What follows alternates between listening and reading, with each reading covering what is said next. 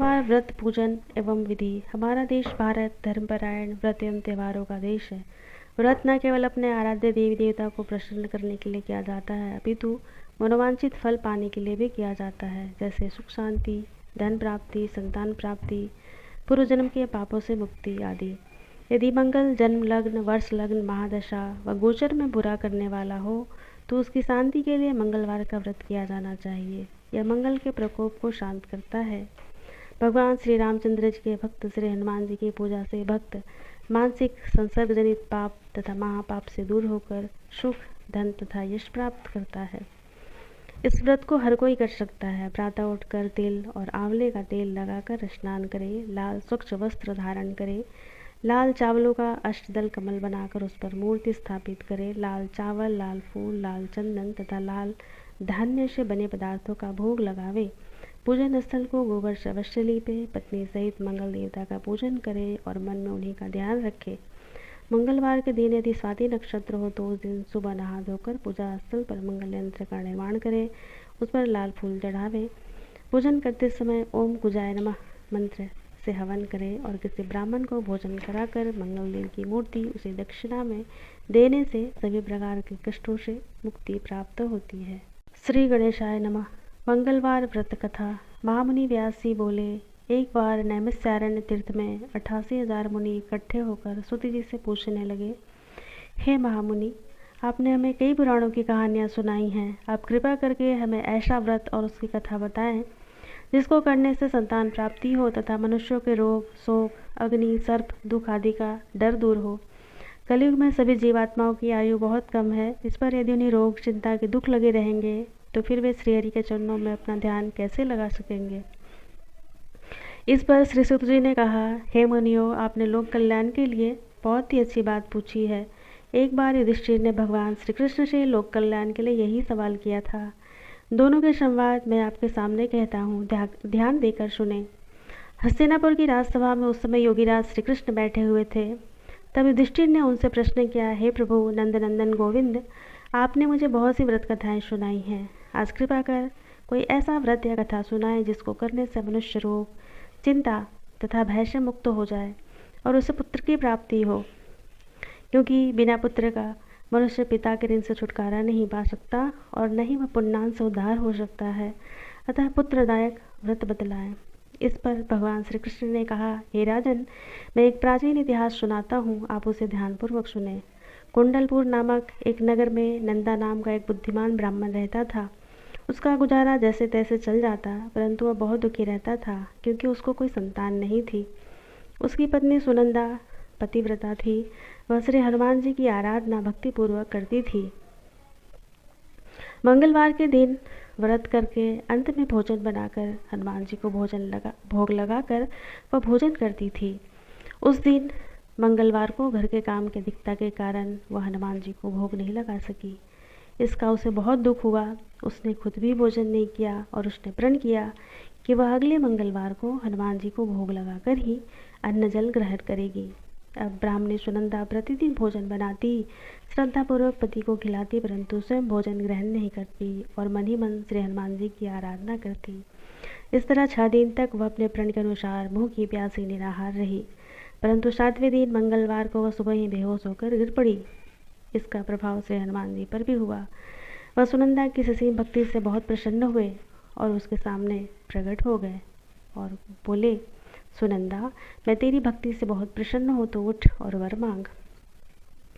श्री हनुमान जी को अपने समक्ष पाकर सुनंदा आनंद से विहल हो उनके चरणों में गिर पड़ी और कहा, हे प्रभु, मेरा कोई संतान नहीं है, कृपा करके मुझे संतान प्रदान करे।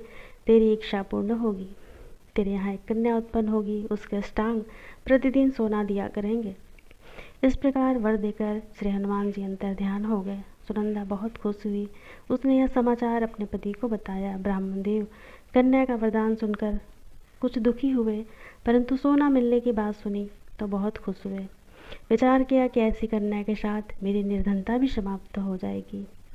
और फिर श्री हनुमान जी के आशीर्वाद से सुनंदा गर्भवती हुई और 10वें महीने उसने एक सुंदर कन्या को जन्म दिया। यह कन्या अपने पिता के घर में ठीक उसी तरह बढ़ने लगी जिस प्रकार शुक्ल पक्ष का चंद्रमा बढ़ता है।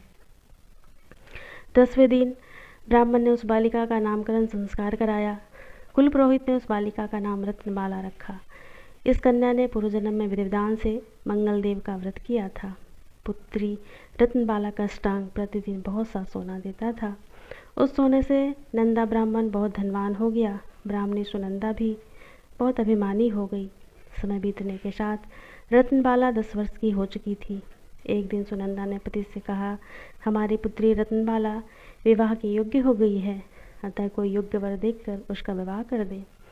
अभी तो रत्नबाला बहुत छोटी है, नंदा ब्राह्मण ने कहा। तब ब्राह्मणी ने कहा, शास्त्रों की आज्ञा है कि कन्या 8वें वर्ष में गौरी, 9वें वर्ष में रोहिणी, 10वें वर्ष में कन्या, इसके पश्चात रजस्वला हो जाती है।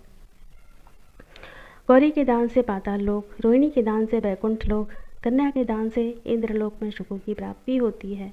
हे पतिदेव, अगर रजस्वला का दान किया जाता है तो घोर नरक की प्राप्ति होती है। नंदा ब्राह्मण ने कहा, ठीक है, मैं कल योग्य वर की तलाश में अपना दूत भेज दूंगा। दूसरे दिन ब्राह्मण ने दूत को बुलाया और कहा, मेरी कन्या जैसे सुंदर है वैसा ही सुंदर वर उसके लिए तलाश करो। दूत स्वामी की आज्ञा पाकर वर खोजने के लिए निकल गया। बहुत से नगरों में घूमने के बाद उसने पंपई नगर में एक सुंदर ब्राह्मण युवक को देखा जिसका नाम सोमेश्वर था।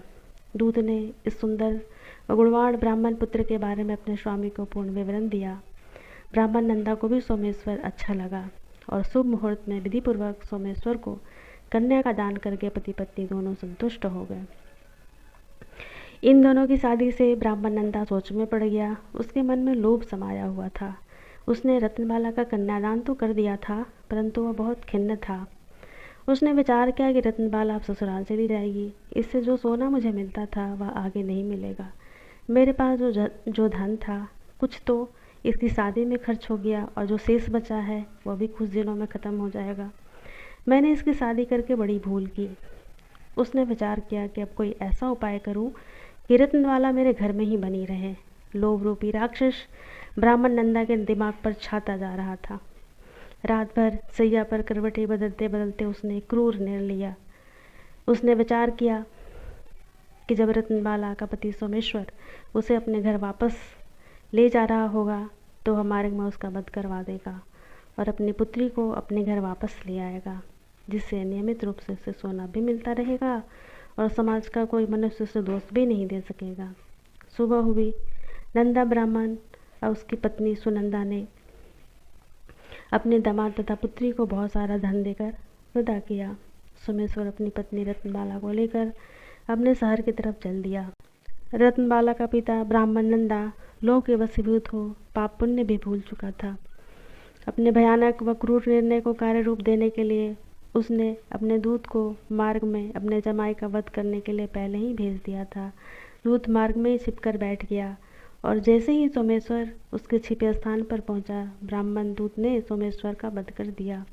इसके पश्चात उसने यह समाचार ब्राह्मण तक भी पहुंचा दिया। अपने दामाद के वध का समाचार प्राप्त कर नंदा ब्राह्मण उस जगह पर पहुंचा और रुदन करते हुए पुत्री से बोला, पुत्री, मार्ग में लुटेरों ने तेरे पति का वध कर दिया। भगवान की इच्छा के आगे किसी का वश नहीं चलता। अब तू घर चल, वहाँ रहकर ही शेष जीवन व्यतीत करना। जो भाग्य में लिखा है वही होता है। रत्नबाला अपने पति की अकाल मृत्यु से बहुत दुखी हुई। रुदन करते हुए अपने पिता से बोली, हे पिताजी, इस संसार में जिस स्त्री का पति नहीं उसका जीवन व्यर्थ है। मैं अपने पति के साथ ही अपने शरीर को जला दूंगी और सती होकर अपने इस जन्म को, माता पिता के नाम को तथा सास ससुर के यश को सार्थक करूंगी। अपनी पुत्री रत्नबाला के वचनों को सुनकर पिता अवाक रह गया। वह विचार करने लगा, मैंने व्यर्थ ही दामाद वध का पाप अपने सिर पर लिया। रत्नबाला अपने पति के साथ अपने प्राण त्यागने को तैयार है। मेरा तो दोनों तरफ से मरण हो गया। धन तो अब मिलेगा नहीं। जमाई वध के पाप के फलस्वरूप यम यातना भी भुगतनी पड़ेगी। यह सोचकर वो बहुत दुखी हुआ। रत्नबाला के पति स्वर्गीय सोमेश्वर की चिता बनाई गई। वह सती होने की इच्छा से पति का सिर अपने गोद में रखकर चिता में बैठ गई। जैसे ही सोमेश्वर की चिता को अग्नि दी गई, वैसे ही मंगलदेव प्रसन्न होकर वहाँ प्रकट हुए और बोले, हे रत्नबाला, मैं तेरी पति भक्ति से बहुत प्रसन्न हूँ, तू वर मांग। रत्नबाला ने अपने पति का जीवन दान मांगा। मंगलदेव बोले, रत्नमाला तेरा पति अजर अमर है, यह विद्वान भी होगा, इसके अतिरिक्त तेरी जो इच्छा हो वर मांग। तब रत्नबाला ने कहा, हे ग्रहों के स्वामी, यदि आप मुझ पर प्रसन्न हैं तो मुझे वरदान दीजिए कि जो भी मनुष्य मंगलवार के दिन सुबह लाल पुष्प लाल चंदन से पूजा करके आपका स्मरण करे, उसे रोग व्याधि ना हो, स्वजनों से कभी वियोग न हो, सर्प अग्नि तथा शत्रुओं का भय न हो। जो स्त्री मंगलवार का व्रत करे वह कभी विधवा न हो। मंगलदेव ने तथास्तु कहा और वहाँ से अंतर ध्यान हो गए। उन्हीं की कृपा से सोमेश्वर जीवित हो उठा। रत्नबाला अपने पति को पुनः प्राप्त कर बहुत प्रसन्न हुई। सोमेश्वर अपनी पत्नी को लेकर अपने शहर को चला गया। इसके बाद दोनों पति पत्नी प्रत्येक मंगलवार को मंगलदेव का व्रत करने लगे और उनकी कृपा से इस लोक का सुख ऐश्वर्य भोग कर अंत में स्वर्गलोक को गए। इति श्री मंगलवार व्रत कथा।